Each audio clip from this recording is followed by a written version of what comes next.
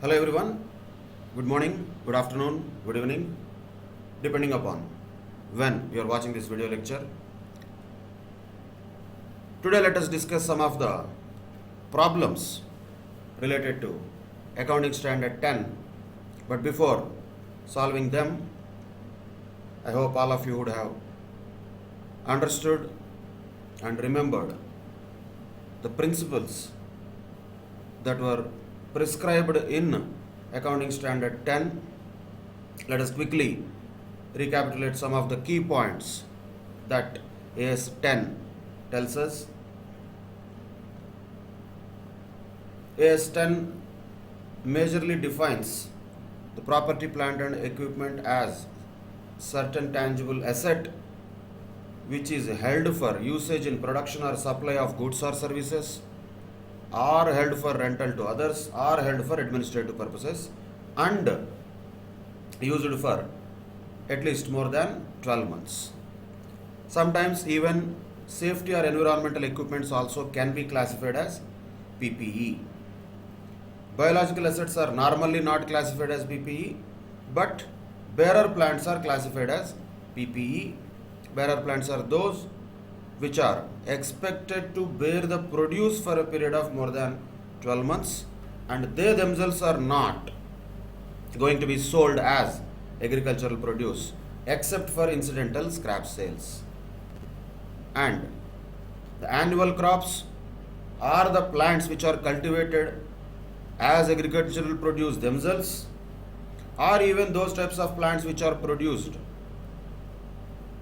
which are cultivated for agricultural produce as well as the plant itself. They are not considered as bearer plants. And one of the very important aspects in PPE recognition is the criteria when an asset can be considered as PPE. It can be considered as PPE if and only if it is probable that future economical benefits associated with that item will flow into the enterprise and the cost of that item can be measured reliably. Of course, in some cases the organizations would like to group the assets, that's not a problem. And in some cases organizations may want to write off the cost of certain items if the cost of them is very insignificant or immaterial. And this recognition criteria can be applied initially when the acquisition of asset has happened, or even subsequently when certain additional expenditure is incurred on them.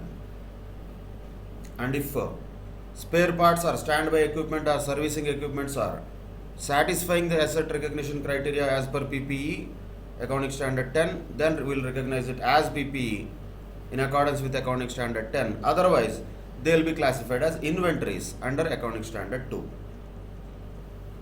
When an asset is acquired first and there are certain subsequent costs which are incurred, they have to be dealt with carefully. The cost of day-to-day servicing like repairs and maintenance will not be capitalized, whereas replacement of certain parts or even major inspections can be capitalized only if the asset recognition criteria has been met. And AS 10 suggests cost model at the time of recognition of asset, whereas at the time of presentation in the balance sheet, organizations are free to choose either cost model or revaluation model. But this is the very important item which will have a lot of significance in the problems. How to recognize the cost of an item of PPE, what should include in that, what should not include in that is a very important aspect for numerical problems, particularly which can be expected in the examinations. So what are the inclusions? Of course, the purchase price and those costs which are directly attributable to the purchase, and decommissioning, restoration or any other similar liabilities that might arise because of this particular asset. And the cost of an item should not consist of costs related to opening of a new facility like inauguration expenses. It should not include publicity, promotional or advertisement expenses. Same way, it should not include the costs related to shifting of the business to a new location, and administration and other general overheads costs also shall not be included in the cost of PPE while recognizing them in the books of accounts. And whenever there are certain costs incurred in relation to an item which is capable of operating in the manner intended by the management, already it is capable of operating in the manner intended by the management, but just because it is yet to be brought into use, or if it is operated at less than full capacity, such costs shall not be included in the carrying amount of an item of PPE. Very, very important point, even from problems point of view, because when an asset is ready for use, that is enough. It is not necessary that it has to be put to use. Once again, certain times it so happens that students will mix up the things from the accounting knowledge and tax knowledge. In taxation, for example, in the chapter of PGBP, we might think that asset being put to use is a very important event. But that is not the case with accounts. AS10 never said that. We should not bring that knowledge here, or we should not use AS10 knowledge in PGBP taxation for depreciation calculation under section 32. This type of mixing up is very dangerous. We should keep them separate. Whatever is told in taxation, that will be applicable for taxation. Whatever is there in accounting standard 10, that is applicable in accounts. We don't need to mix them up in our brains. That will be a dangerous phenomena if it happens. So we should avoid that. When we say here under accounting standard 10, an item, if it is capable of being operated in the manner intended by the management, that is enough. That's it. After that, whether it is put to use or not, brought into use or not, that comes later stage.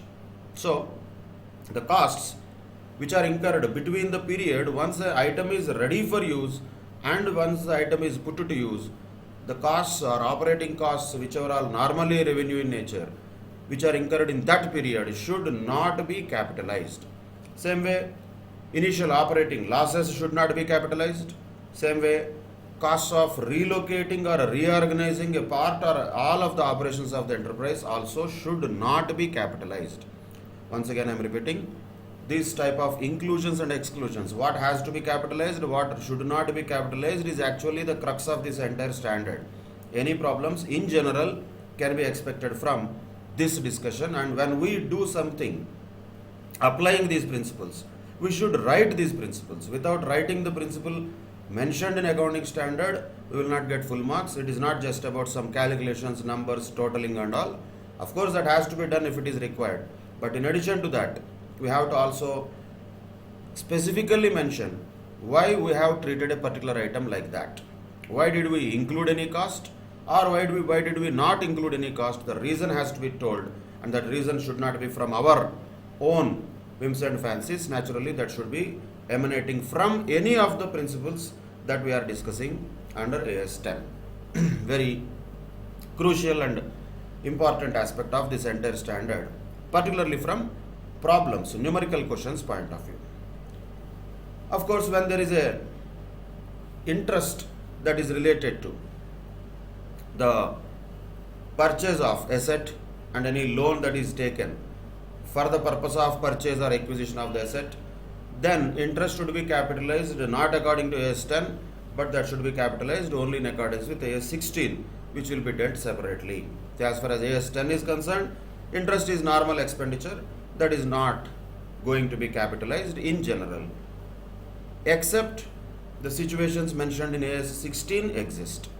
So AS10 by itself never said interest should be capitalized at all. So normally interest is a revenue expenditure that should be charged to the P&L account, not to be capitalized.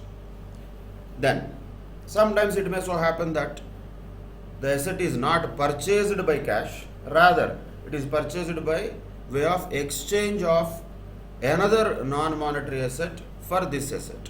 Or sometimes the exchange can happen with a combination of another non-monetary asset and monetary asset.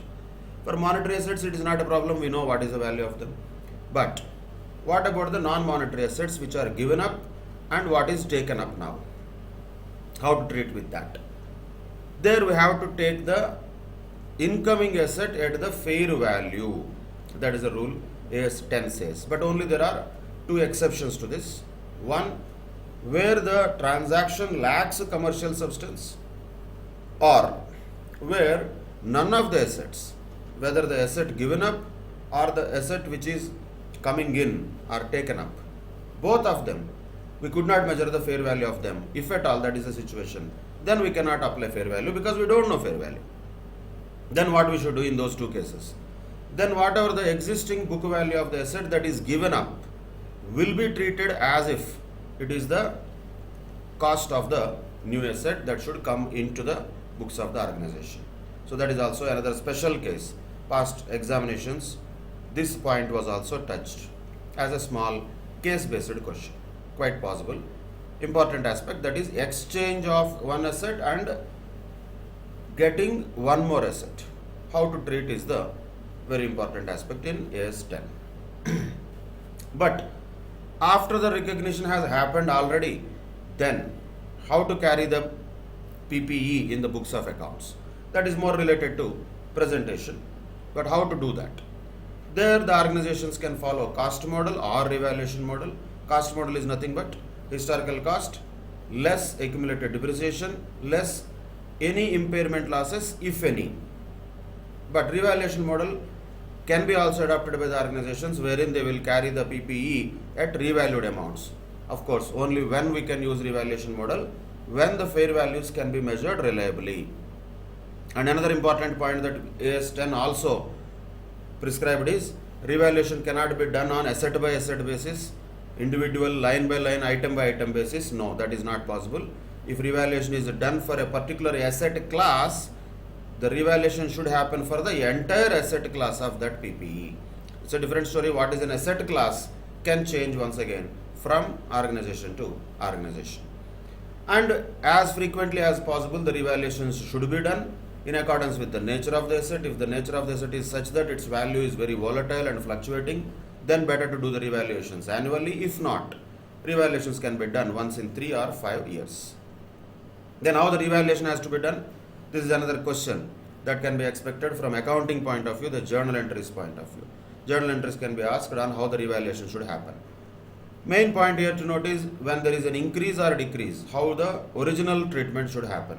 When there is an increase in the value of the asset will be debited and credit should be given to the revaluation surplus, which is a reserve that should be kept under reserves and surplus under the shareholders funds as part of the owner's equity. Whereas in case of decrease, it is different. If the asset value decreased, of course asset value has to be credited, but debit should be given to the profit and loss account. In other words, the loss on revaluation has to be charged off to P&L account, whereas gain on revaluation cannot be taken to P&L account. It has to be kept as a reserve. Once again, this is also a conservatism concept. If the revaluation loss is there, we are not postponing the recognition of that loss. Immediately we are recognizing it as a loss of that year only by charging it off to P&L. But if there is a gain in the revaluation, we are not recognizing that gain in the P&L account. Rather, we are taking it to the balance sheet under reserves and surplus under shareholders funds as revaluation surplus or revaluation reserve, which is of capital in nature, not a revenue reserve. So that is the revaluation basic thing. But of course, when there is originally decrease and then increase, or when there is originally increase then decrease, then whatever happened originally, that should be first reversed and remaining treatment has to be done on the excess amount only. What is the reversal? In case, let us say, originally decrease happened but now increase is happening. So earlier when decrease happened, we would have already debited the P&L account to that extent. Now, to the extent increase happens, we can credit the P&L account to that extent. If at all the decrease is more than that, if at all the increase is now more than that, then that additional increase can be credited to the revaluation reserve or surplus. On the other side, originally increase happened but now decrease happens, then also we have to first see what we would have done earlier. We would have already created a revaluation reserve earlier because of original increase. Now that should be reversed, which means the reserve account has to be debited, the asset account has to be credited to the extent of the credit balance of that reserve. If the asset is further decreased more than the reserve that is available, then such additional decrease has to be charge it to the P&L account. So reserve account at R, P&L account at R, two asset account will be there when now the asset is being decreased with an original increase earlier. On the other side, if at all originally it was a decrease and now if it is increase, then asset account at R, to P&L account, to revaluation reserve account will be the entry. Depends upon the amount that was originally there either in the revaluation reserve account or which was earlier charged off to the P&L account according to the original increase or original decrease respectively. So according to that only the reversal entry also will happen, but it is quite logical when there is a subsequent decrease after an increase originally, or when there is a subsequent increase after a decrease originally also, whatever the entries originally would have been passed, it should be reversed is the common sense. That has to be applied, and that will be also possible to be asked as a accounting question with journal entries. Then AS 10 talks about depreciation on a component basis. It is not just about asset entirely. If not like everything is done like that, if the asset is in such a way that each part of the asset is in such a way that it is significant in relation to the total cost, then each part or component can be depreciated separately according to AS 10. There is no problem in that. And depreciable amount naturally will be the cost of the asset minus residual value, or if it is not the cost of the asset which is there in the balance sheet, if that is revalued amount minus residual value, that will be the depreciable amount. And that depreciable amount of an asset should be allocated on a systematic basis over its useful life. So what is a systematic basis? That could be anything. Organizations can choose many types of methods, straight line method, diminishing balance method, or units of production method they can use.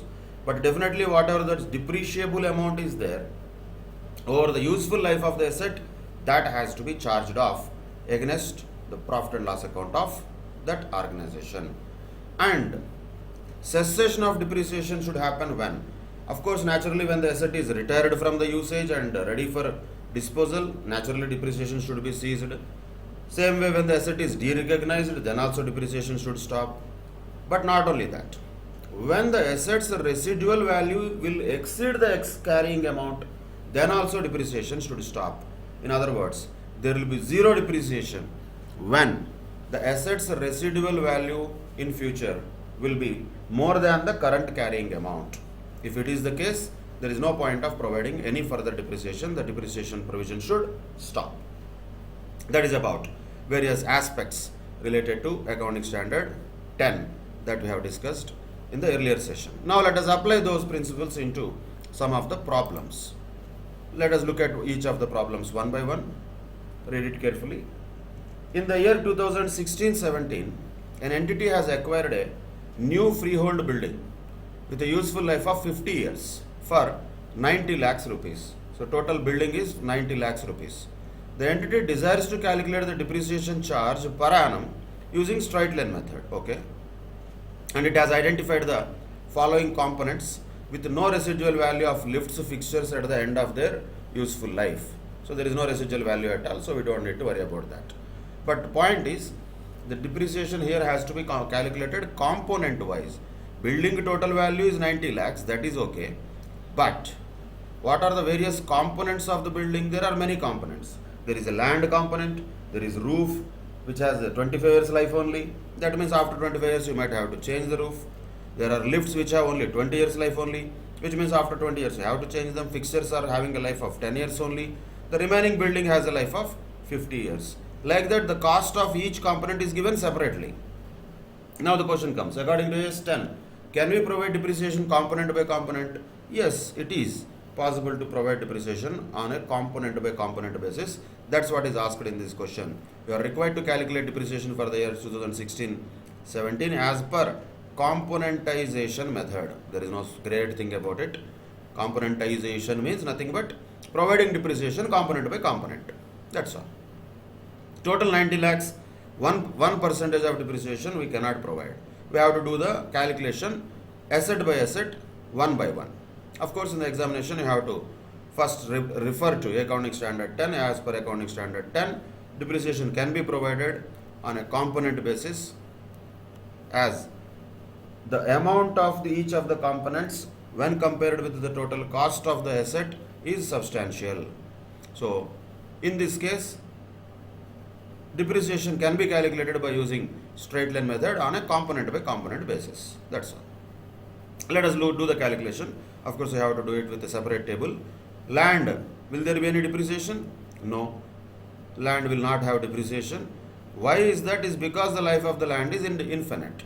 20 lakhs divided by what? Divided by infinite, nothing.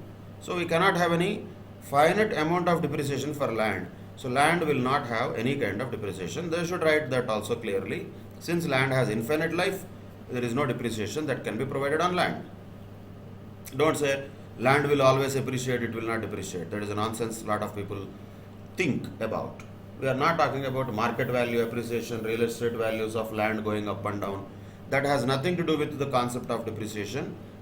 Land will not have always appreciation. If anybody is in that myth or mythical mindset, come out of that. There is no rule like that ki land value will always appreciate. That is a myth that is there in our minds only, and that is something related to actual market, nothing to do with accounting, by the way. So if somebody is asking why land will not have depreciation, I have heard lot of times people say because land has appreciation it will not have depreciation, because they think appreciation depreciation are two opposites, like good and bad, black and white, like that. Depreciation opposite is appreciation, they think. Sorry sir, no, it is wrong. It is not. We are not talking about that appreciation depreciation. This is an accounting depreciation. It is not related to market fluctuations. So don't put the opposite words just by yourselves, because these words are looking like opposites. Yeah, they look like opposites. They are opposites normally from English point of view, but not in accounting point of view. So land will not have depreciation because of which reason? Because the life of the land is infinite. Land cannot be depreciated over a finite period of time. So there is no depreciation on that. Remaining things can be definitely calculated. There is nothing great here, simple calculation. 10 lakhs rupees is the roof value divided by 25 years means what should be the annual depreciation on that? Calculate that and show it in the exam separately for one by one each of the components of the asset. 40,000 per annum. Lifts. Okay, 5 lakhs rupees divided by 20 years means 25,000 rupees per annum. Then fixtures, 5 lakhs rupees divided by 10 means naturally 50,000 per annum. Remainder of the building is 50 lakhs divided by 50. 50 lakhs by 50 will be 1 lakh. So naturally what will be the total of depreciation? All of them put together 150, 190 and 25. 2 lakhs 15,000 is the depreciation that will be provided each year by this organization. So how much is that? 2 lakhs 15,000 rupees is the final answer. That's what was asked. Calculate the depreciation for the year as per the componentization method. This is what is componentization. Separate components are provided separately depreciation according to their individual useful life. And one more point we have to maybe look at it, because it was said that lifts and fixtures do not have any residual value at the end of their lives. Nothing was mentioned about roof also, nothing was mentioned about remainder of the building also. Since it is not mentioned, because you cannot assume some residual value by ourselves. Let us take residual value 1 lakh like that. No, that will be wrong assumption. You cannot assume numbers, by the way, first of all. So you can write a particular note also telling that roof also is assumed to be not having any residual value or scrap value. Roof will have to be replaced after 25 years, that's all. And when it is replaced, that will have additional capitalization of the asset. From there onwards, how many more years it can sustain, that will be depreciated then. But till then, now normally roof has to be depreciated at the rate of 40,000 rupees per annum. Same with building also. So since there nothing is mentioned there, you can write an assumption. It has been also assumed that roof and remainder of the building also do not have any residual value or scrap value. What will be there for building after the demolition later? Actually nothing much will be there. All that debris will be actually taken out of that site. In fact, whatever that the debris can be sold, that will be almost equal to the cost of removing it from the site. So we don't need to really imagine all those things. When nothing is mentioned, there is no residual value, as simple as that. That is about computation of depreciation component wise according to that question. Now let us look at another question. Preet Limited is installing a new plant at its production facility. It has incurred these costs. What we have to do is advise Preet Limited on the cost that can be capitalized in accordance with AS 10. As I told you, this will be the type of question that can be most expected in the examination. Of course, all types of questions can be expected, but quite frequently, standard question from AS 10, how it will look like, it might look like, more or less similar to this, with the same discussion on whether a particular item should be capitalized or not. It is all about yes or no. So let us look at them one by one. First point is the cost of the plant. That is the cost per supplier's invoice plus taxes. Should it be included or not? Of course, yes. It should be included. Okay, we know that. Initial delivery and handling costs. Should it be included or not? Of course, it should be included. For this, you have to write the provision of AS 10. You cannot just say yes, yes, yes and all. Of course, you have to write all this description, amount and calculate the total. That's okay. That is the presentation part. But even not only numbers, you need to write the reason also.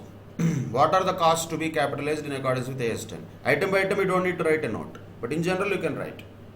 What are the costs that should be capitalized in accordance with AS 10? What AS 10 said? It said purchase price should be capitalized and all the other costs which are directly involved and directly incurred for bringing the asset to the present condition and location have to be definitely capitalized. So they have to be capitalized. Initial delivery and handling costs also should be capitalized. Cost of the site preparation, yes, it should be capitalized also. Consultants used for advice on the acquisition of the plant. Of course, that is also an item of expenditure which is required for bringing the asset here. Without consultants' advice, probably we might not have brought this asset the way it is. So, consultants' fees also is capitalized expenditure. So, 14 lakhs also should be included. Interest charges paid to the supplier of the plant for deferred credit. Can that be capitalized? Answer is no. It cannot be capitalized. Why? As we just now understood, AS 10 never said about interest charges to be capitalized. Those are finance charges. Normally they should be considered as revenue expenditure. When they can be capitalized, not according to AS 10. They can be capitalized according to AS 16, that is borrowing costs, which we will see later. Then, when we see or when we understand AS 16, that is a different discussion which is focusing only on interest. We don't know whether all the conditions in AS 16 are actually fulfilled in this particular case. Just to the point says interest charges. We cannot assume that all conditions of AS 16 are satisfied, so I will capitalize. That will not be correct. So, under normal circumstances, under AS 10, generally interest not to be capitalized. Only when AS 16 conditions are applicable, then only interest can be capitalized. That too not according to AS 10. That will be also done according to AS 16. So here, we don't know anything about this. So we cannot say we will capitalize it. We cannot capitalize it. Then, estimated dismantling cost to be incurred after 7 years. Dismantling cost this is. After 7 years it has to be incurred. Should it be added or not? Yes, it should be added. Because that is the liability of the organization. Decommissioning, dismantling costs which will be incurred on this asset will have to be also included. This is the third point also which was there as mentioned in Accounting Standard 10. Any costs which are required to be incurred for the decommissioning of the asset or dismantling of the asset, they also have to be included in the cost of the asset now. Though it is not actually incurred now, that will also be included in the cost of the asset now. Or look at it this way, logically speaking. Like at least when we say cost of the asset, ultimately the purpose of this is to provide depreciation, right? Later, when we calculate depreciation, after 7 years, let us say if there is any residual value, we are deducting, right? Same way, if there is any cost, that should be added now. When there is a gain, we will deduct it. When there is a cost, that should be added to the original cost of the asset. Same way, this estimated dismantling cost also should be included while calculating the cost of asset. That is also one of the 3 points of inclusions as prescribed by AS 10. Then, operating losses before commercial production. This was also there very clearly mentioned. Operating losses before the commercial production should not be included.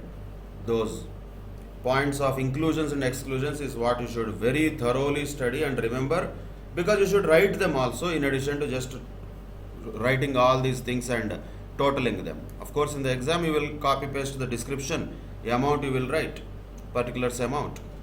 Whatever these particulars are there, you will copy them. Amount also you will copy them. 50 lakhs, 4 lakhs, 12 lakhs, 14 lakhs, 6 lakhs. That's all. After that, you will write the total cost that can be capitalized according to AS 10. So, how much will be that? 50 lakhs, 4 lakhs, 12 lakhs, 14 lakhs, 6 lakhs. These are the only things to be capitalized. That means 86 lakhs is the answer, which should be capitalized in accordance with AS 10. That is the final answer. Once again, I am telling you, only by doing this you will not get the marks. You have to also write the reason. Particularly for those which you are not capitalizing, you should definitely write. For all the things which are included, you can write in general. Cost, purchase price of the asset and other directly attributable costs for the purchase of the asset which are incurred for bringing the asset to the current condition and location, along with the decommissioning or dismantling cost, have to be included in the cost of the asset according to AS 10. Enough. That one sentence will justify all the treatments that we have done related to inclusions. Exclusions separately you have to write. Interest charges will be capitalized only in accordance with AS 16. Here there is no such information, hence there is no capitalization of that. Same way, operating losses before commercial production cannot be capitalized according to AS 10. That's it.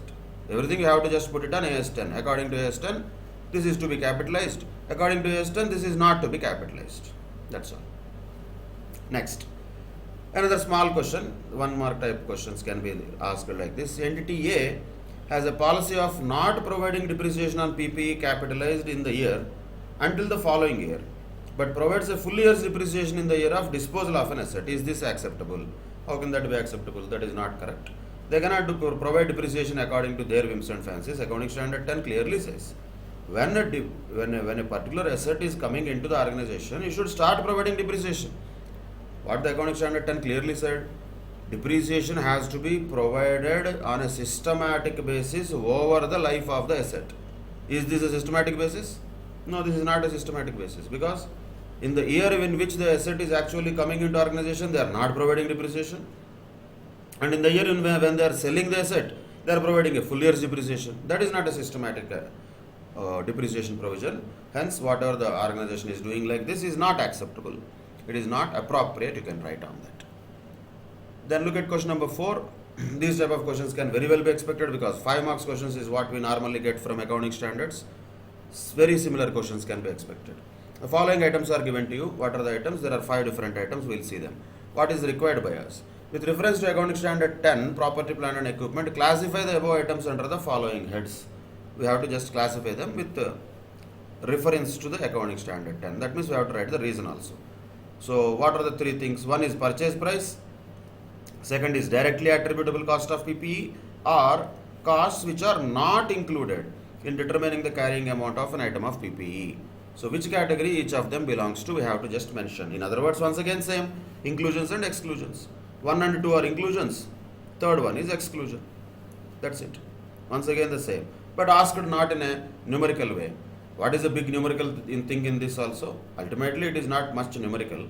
It is ultimately about application of accounting standard provisions. If the numbers are attached to this, you add all of them, you will get it. If numbers are not given, you just write the description according to question that was asked. So what are the items? Let us look at that. First point says, the cost of the testing, you have to read them carefully according to actual scenarios. Cost of testing, whether the asset is functioning properly after deducting the net proceeds from selling any items produced while bringing the asset to that location and condition, such as samples produced when testing the equipment. So equipment testing, of course it will cost, and that cost minus any net proceeds of selling those items which were also produced during testing. Also some production will happen, small production, that is sold. that proceeds are reduced from the cost of testing. The question is, can they be added to the cost of asset or not? Answer is yes. But is it falling under category 1 or category 2? We cannot say it is category 1 because it is not directly related to the purchase price of PPE. So we can say it is category 2. That means, which one? The costs which are directly attributable to the acquisition of PPE to bring them to the current condition and location. That is very clear from the point itself. So testing costs are definitely part of the costs which are incurred to bring the asset to the current condition and location, so that it will be used in a manner that is intended by the management. Prior to that, testing is normally done, and that testing cost will definitely be considered as the cost that is directly attributable to the cost of PPE. So second category we can say is this point. Second point, costs in conducting business in a new location or with a new class of customers, including the cost of staff training. So direct question, already we discussed this in the theory itself. When there is a cost that is related to a starting of business in a new location or a new class of customer, that should not be included. Very clearly it was exclusion. That means it is category 3. Third, any cost directly attributable to bringing the asset to the location and condition necessary for it to be capable of operating in the manner intended by the management. Once again it is also 2, because that is also a cost which is directly, name itself is telling you to, directly attributable and in the manner intended by the management, bringing it to the current condition and location. All points are already given in the third situation itself. That itself is definitely going to be a cost that is directly attributable, cost of PPE. Then fourth point, cost of opening a new facility. Opening a new facility like inauguration costs. This is also a straight question. No, it should not be included. Third category, it should never be included. So inauguration costs are not to be included, we know that. Fifth point, purchase price including import duties and non-refundable purchase taxes after deducting trade discounts and rebates. That itself is purchase price, right? When we say purchase price, that is how it is calculated.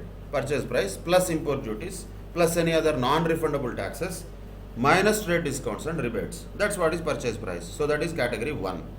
This is the categorization we have to do. With reasons we have to explain them in the examination with a proper presentation. No need to write stories and fill the papers. Don't think explanation means we have to write long answers. Not necessary. Straight to the point. Straight to the point we have to just answer, and conclusion has to be very prominently visible. So first point belongs to second category or second head. Second point belongs to third category. Third point belongs to second category. Fourth point belongs to third category. Fifth point belongs to first category of heads. That is the answer for question number 4. Then, once again a similar question as it was done earlier. ABC Limited is installing a new plant at its production facility. It provides you the following information. I think this was a past examination question once. Cost of the plant as per the supplier's invoice is to be definitely included. Estimated dismantling cost to be incurred after 5 years to be included. Initial operating losses before commercial production should not be included. Initial delivery and handling costs should be included. Cost of site preparation should be included. Consultants used for advice on the acquisition of the plant should be also included. So just all that you need to do is total all of them. So 31,25,000 plus 2,50,000 plus 1,85,000 plus 450 plus 650. Final answer is 46,60,000 should be capitalized in the books of accounts. That is the cost of the asset. That's it. Same question or similar question what we have done as question number 1. Now move on to another question. Srishti Limited contracted with a supplier to purchase machinery which is to be installed in its department A in 3 months' time. Special foundations were required for the machinery which were to be prepared within this supply lead time. So within 3 months' time they want to purchase and set up and install the machinery. It will take 3 months. Fine. Within this time period, foundations separately have to be made. Certain big planted machinery requires a lot of work also, civil work also to be done. Okay, that is all story which has to be read very carefully. Accounting standards are not just about numbers once again. A lot of stories will be given. We need to just imagine the situation, what could have happened in that real life. Because we are not there. Only way for us to understand is to imagine. The cost of the site, preparation and laying foundations are 141,870. So this point is what is important for us. Okay, they need foundation, etc. That is okay. But what is in for us? For us, main point is the cost of site preparation and laying foundation is 141,870. The question is, should it be included or should it be excluded? Answer is, it should be included. It is also to be capitalized along with the cost of plant and machinery, what is going to be installed later. So the civil work that is done in order to install the plant and machinery in the form of foundation or preparation of the site should be definitely included. And these activities were supervised by a technician during the entire period. Entire period means how many? 3 months. Who is employed for this purpose of 45,000 rupees per month. So 3 into 45,000 definitely can be included in the cost, because that is also a cost that is incurred. Without the supervisor, that work will not happen. Without that work, the machinery will not be available or ready for its intended use, which means this also should be capitalized. So how much will that be? 45,000 into 3 means around 1,35,000 should be also included. But the technician services were given by Department B to Department A, which billed the services at 49,500 per month after adding 10% profit margin. So both departments belong to same company. If the supervisor is coming from outside, that's no problem, we can directly include it. But now a very important another litigation question. When another department of same company is providing some services to the department which requires the supervisor's services, after adding 10%, 45,000 plus 10%, they billed at 49,500. So this interdepartmental profit, can that be included in the cost of the asset? Answer is no, because the asset is belonging to Srishti Limited, not belonging to Department A or Department B. That will be absolutely not correct, inappropriate to include interdepartmental profits. So now from this we can conclude one more point. One of the exclusions now we have come across with. What is another exclusion? Interdepartmental profits should not be included in the cost of the asset. That is not any additional amount that the company is paying to outsiders. So cost only has to be taken, not after including the interdepartmental profits also. So the question is whether we should take 49,500 into 3 or 45,000 into 3. Correct is 45,000 only. 49,500 is wrong as far as computation of cost of asset is concerned, because the asset belongs to the company as a whole, not to any particular department. Departments are for the convenience of organizing the company, that's all. That does not mean we will have another department which is rendering services at a higher cost, and because of that we will increase the cost of the asset. If this is allowed, people will say, oh, lot of work has been done by other departments, they will charge too much of profit, they will inflate the cost of the assets, they will also inflate depreciation. All these things are not possible, not appropriate, not logical also, not rational also, and not even allowed by the accounting standard also. That is why this 49,500 10% profit margin should not be taken at all into consideration. How this 49,500 came? 45,000 plus 10%.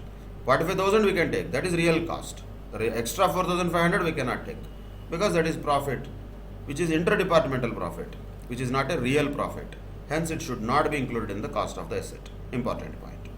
Now the machine was purchased at 1,58,34,000 inclusive of IGST of 12%. Inclusive of.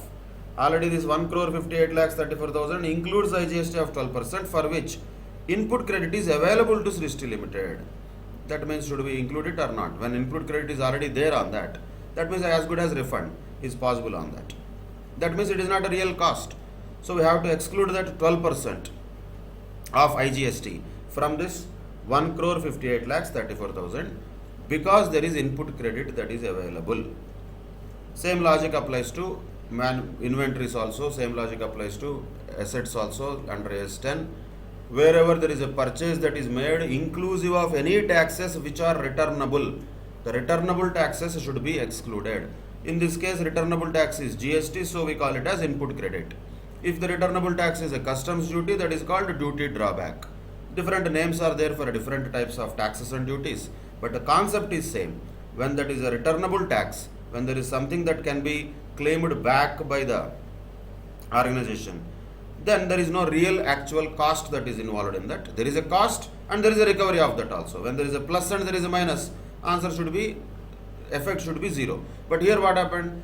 Only plus happened because this is already inclusive of GST. So our job is to do minus so that we nullify the impact of that returnable tax of IGST, which has an input tax credit available.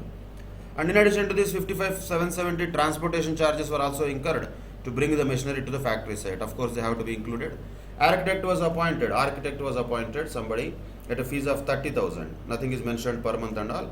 When it is nothing mentioned, 30,000 means total fees, that is for the project as a whole, to supervise the machinery installation at the factory site. That should be also included. Ascertain the amount at which the machinery should be capitalized under AS 10, considering the IGST credit is avoided by Srishti Limited, and internally booked profit should be eliminated in arriving the cost of machine. Already the key answer also is given in the question itself. Not necessarily that we can expect that in exams, but we should know that internally booked profits should be eliminated. Any credit is available on any GST or any other taxes, then that should be also excluded if it is already included in the cost of purchase. So what we are supposed to ascertain is the amount at which the machinery should be capitalized. Very classic question, perfectly possible to be asked in the main examination. So let us look at them one by one. We can take the description of various items. Naturally, you have to put a proper heading, statement showing computation of amount to be capitalized in relation to plant and machinery or just machinery in the books of Srishti Limited. Whatever the company name is, that you should write all of that. Particulars, amount, natural statement format.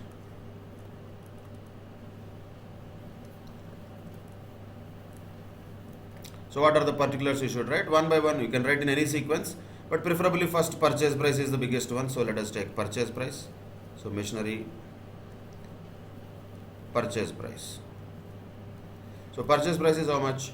158,34,000. 1 crore 58 lakhs 34,000. Immediately from that, GST has to be excluded because it is already included. And why is it being excluded here? Because input tax credit is available. If that information is not given, then we don't need to exclude it.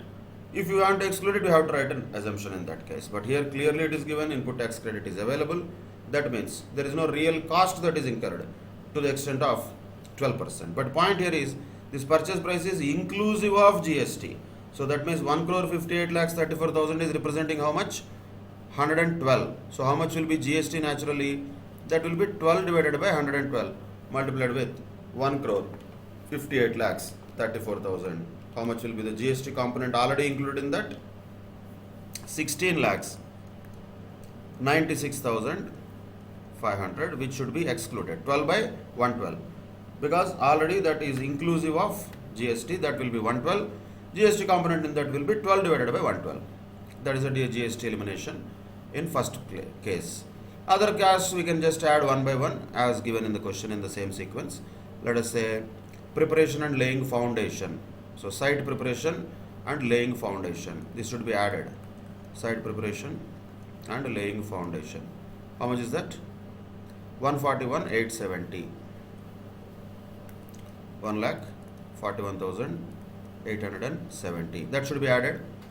Also, what is mentioned in the question is 45,000 salary of the supervisor, technician, 3 months like that. Monthly is 45,000 is said. This is a 3 months period. So carefully we have to take 1,35,000.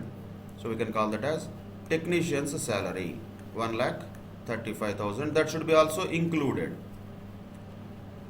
Then what else is there? 55,770 transportation charges were also incurred. So add them also. Transport costs or transport expenses. How much is that? 55,770. So 55,770 should be also included. Transportation charges or transportation cost. Then architect fees also to be included because he is also supervising the installation at the factory site. So that 30,000 lump sum amount, not per month, nothing given. So naturally 30,000 has to be just included. We can call that as architect's fees. In exam you should write all full forms. So 30,000 also should be included. Clearly, you have to write the total also of what is the final amount that should be capitalized. That is the answer, final answer. So 158,34,000 minus 16 lakhs 96,500 plus 141,870 plus 135 plus 55,770 plus 30,000. So ultimately, what is the final answer? 1 crore 45 lakhs 140. That is the final amount that should be capitalized. 1 crore 45 lakhs 140. That is the amount to be capitalized. Okay, if the organization doesn't want to look at 140, they can capitalize 1 crore 45 lakhs. 140 is a immaterial item that can be charged off. That's okay. Depends upon the policy of organization. But anyway, we don't have to worry about all that. Our job is to calculate according to the information given in the question, which we did. Our answer is this much. That's all. 1 crore 45 lakhs 140 is the amount to be capitalized in the books of accounts according to accounting standard 10. That's it. By the way, internally generated profits we did not include at all. There is nothing to eliminate.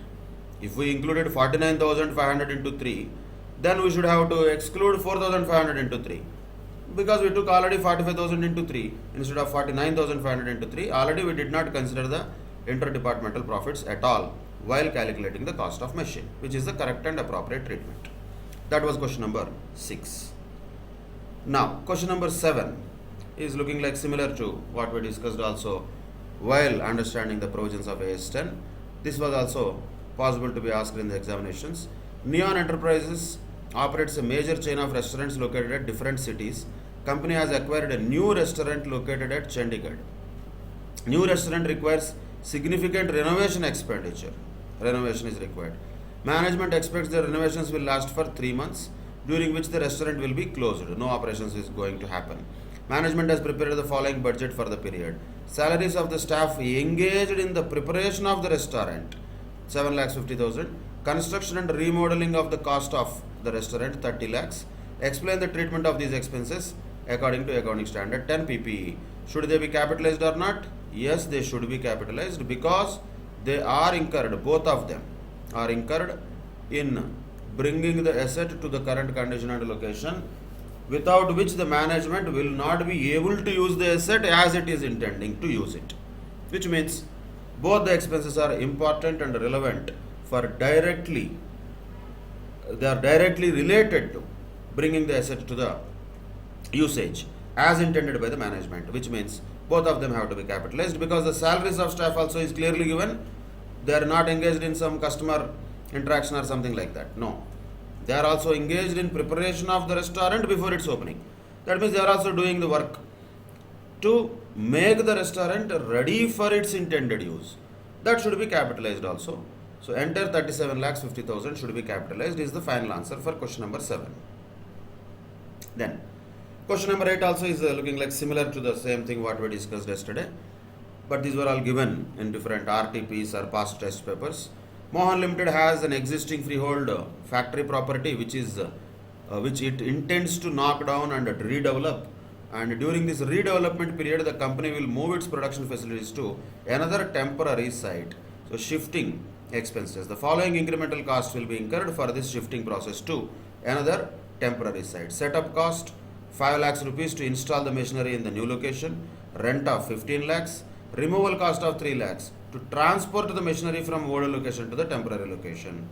Mohan Limited wants to seek your guidance as whether these costs can be capitalized into the cost of the new building or not. You are required to advise in line with AS 10. None of them can be capitalized. All of them should be just treated as revenue expenses only, because accounting standard 10 very clearly says shifting expenses, relocation expenses should not be capitalized. If any expenditure is incurred for shifting the operations from one place to another place or shifting to a new location, also those costs of shifting should not be capitalized. In this case also it is the same. Why the new location required a setup and rental and removal cost and transport cost?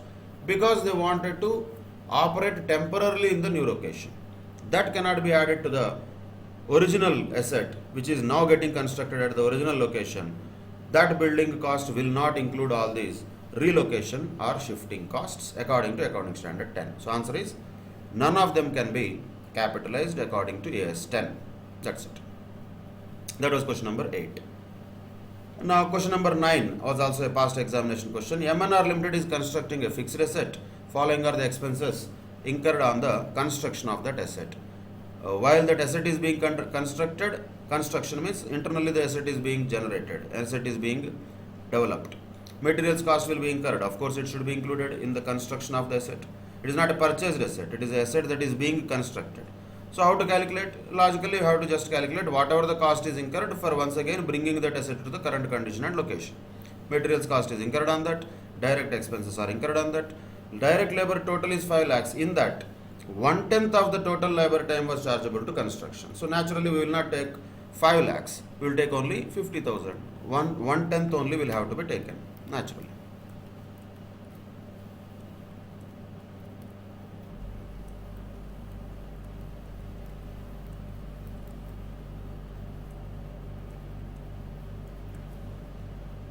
Okay, let us take separately. That is easier. Something is happening here. Variety. So 10 lakhs is there anyway. That is the materials cost. That will be includable. No problem. Then there is 2,50,000. That is also includable. Add that 2,50,000. Then when we look at the direct labor, instead of 5 lakhs, we should take only 50,000. 1/10 only should be taken. Same way, total office and administration expenses are 8 lakhs. 5% is chargeable to the construction. See, normally office expenses are not to be included. Those are administration costs. But when this office and administration cost is clearly given that it is chargeable to the construction, then that can be definitely taken. 8 lakhs into 5% means that comes to 40,000 rupees, which is chargeable to this particular asset construction. Then depreciation of the assets used for the construction of this asset, that also can be taken. Depreciation of the assets which are used for the construction of this asset, that is also expenditure, right? But that expenditure is also part of the construction of this asset. So 10,000 rupees also should be included. So it's just a totaling exercise. 10 lakhs plus 2,50,000 plus 50,000 plus another 50,000. Final answer will be 13 lakhs 50,000. That's all. That is just to be added up and capitalized. All of them are inclusions only which were there in that particular question. Now let's move on to the last question. That is question number 10. J Limited purchased machinery from K Limited on 30th September 2011. The price was 370.44 lakhs after charging 8% sales tax and giving a discount of 2% on the quoted price. So this is a very important point also, calculations wise. Okay, you can, because this was an old question, there was a reference of sales tax. Okay, change the sales tax to GST. It doesn't make any difference. Ultimately, the concept is same. Name could be different. So let us take this. This 370.44 is what very clearly given as, it is after charging 8% sales tax and giving a trade discount of 2% on the quoted price. So first discount on the quoted price is given already. On that only sales tax will be charged. So this is after charging that 8% also. So what this is representing 370.44, that we should first calculate. Just for example, you can take X also, anything also. Let us say if quoted price is X or 100 also you can take. If quoted price is X, then how much would be the discount, that is trade discount? That will be 0.02x, 2%, right? 0.02x. That means how much is the price on which the sales tax is leviable? That is 0.98x. So that means how much will be the sales tax? So sales tax will be 8% of 0.98x. So 0.98 into 8%. That means how much will be sales tax? 0.0784x. That is the sales tax, right? 8% of 0.98. Adding that also, what is this 370.44 representing? 0.98x plus 0.0784x. That will come to 1.0584x. That is this 370.44. Then how much is x? We can just calculate 370.44 divided by 1.0584. That means x is 350. That is the original quoted price, whatever it is, lakhs or thousands, given lakhs. So 350 is the original quoted price. On that 2% discount was taken, that is trade discount. Then we can do the calculations also now because we know the number. So how much will be trade discount on through to 350? 2% means it will be 7 lakhs. So that means 343 is the one on which sales tax is leviable. How much is the sales tax? That is 8% on 343. 343 into 8% comes to 27.44. That was the price which was given in the question, that is 370.44. That is given in the question. We have to understand what is the components of that. Then let us see the other information. Once we have bifurcated it, how much is the original quoted price? Discount definitely has to be reduced, so 350 cannot be taken. 343 is what is the real purchase price. Then on 343, 27.44 sales tax was there. If it is returnable or not, it has to be given in the question. If nothing is given, it is not returnable. Then transport charges are given as 0.25% on the quoted price. Installation charges come to 1% on the quoted price. So all these percentages are given on quoted price. So we have to calculate them. Definitely they have to be also included in the cost of this machinery. Then a loan of 300 lakhs was taken from the bank on which interest at the rate of 15% per annum was to be paid. So 300 lakhs loan is taken on which interest is to be paid at the rate of 15% per annum. That is one more point given. We have to capitalize it till the asset is ready for its intended use. If it is ready, we don't have to capitalize it. Expenditure incurred on the trial runs was 35,000 materials, 25,000 wages, overheads 15,000. Total expenditure on trial runs will be naturally 75,000. That is also given as trial run expenses. Should that be included also? Answer is yes, they should be included also. 25 plus 15, 40, 40 plus 35, 75,000. Then machinery was ready for use on 1st December itself. However, it was actually put to use only on 1/5/2012. That means December, January, February, March, April, 5 months. Though it was ready, it was not put to use. This is where the people will use this word very seriously. It should not, because put to use is something that is applicable in taxation, not here. Here, if it is ready for use, that is enough. That's it. Ready for its intended use, that is enough. So as far as our calculations are concerned, when the asset was ready for use on 1st December 2011, that's it. Till that time, whatever expenditure incurred only should be capitalized. After that, we should not capitalize anything. Find out the cost of the machine and suggest the accounting treatment for the expenses incurred in the interval between these two dates. What will happen? They should be charged to the P&L account. And the entire loan amount remained unpaid on 1/5/2012. So interest treatment also is one of the important aspects here. Of course, other aspects are anyway there. In addition to the other aspects, interest treatment also is important. Interest treatment, how we have to do? Till the asset was ready for its intended use, that can be capitalized. How many months is that? When was the loan taken? Or when it was purchased, the asset? 30th 9. So September end means October and November. 2 months interest can be capitalized, and remaining 5 months interest has to be charged off to the P&L account. That also is a part of the treatment within this question. Though it is also in accordance with Accounting Standard 16, we don't need Accounting Standard 16 for understanding the logic or concept of capitalizing the interest, because interest related to the acquisition of the asset till it is ready for its use should be capitalized normally. With that logic, we can capitalize 2 months interest and charge 5 months interest to P&L account separately. There is nothing for us to do there. We have to just write a note on that. But as far as calculations are concerned, we are supposed to calculate the cost of the machine. So clearly we have to do that.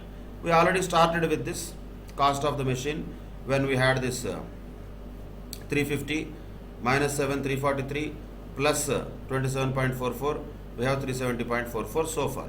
Then let us keep on adding certain things which are mentioned here. Transport charges are 0.25% of quoted price. So quoted price now we know. Quoted price, not after discount. Quoted price was 350, that was X. 350 into 0.25%. 0.25% of 350. So 350 into 0.25% means 0.875. To be added? Of course, yes. Then not only that. Installation charges 1% on the quoted price. Once again, 350 into 1%, 3.5 should be added also. Yes. Installation charges also should be added. Then interest has to be calculated for 2 months only. Which period? October, November, that's all. So 300 lakhs loan, 15% per annum interest into 2 by 12. Only 2 months interest. That means how much should be capitalized? 7.5. These all calculations you have to show separately. 300 into 15 by 100 into 2 by 12. That is capitalized. So 7.5 should be capitalized. Then trial run expenses separately you can show in the exam. Materials separately, wages and overhead separately. But now total we know anyway.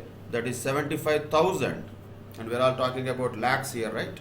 So when we are all talking about lakhs here, 75,000 is nothing but 0.75 lakhs. That's all. These are the various items that are supposed to be added to the cost of the machine. Do the calculations carefully. 370.44 plus 0.875 plus 3.5 plus 7.5 plus 0.75. Ultimately 383.065 into 1 lakh. You can say lakhs wise. Finally how much?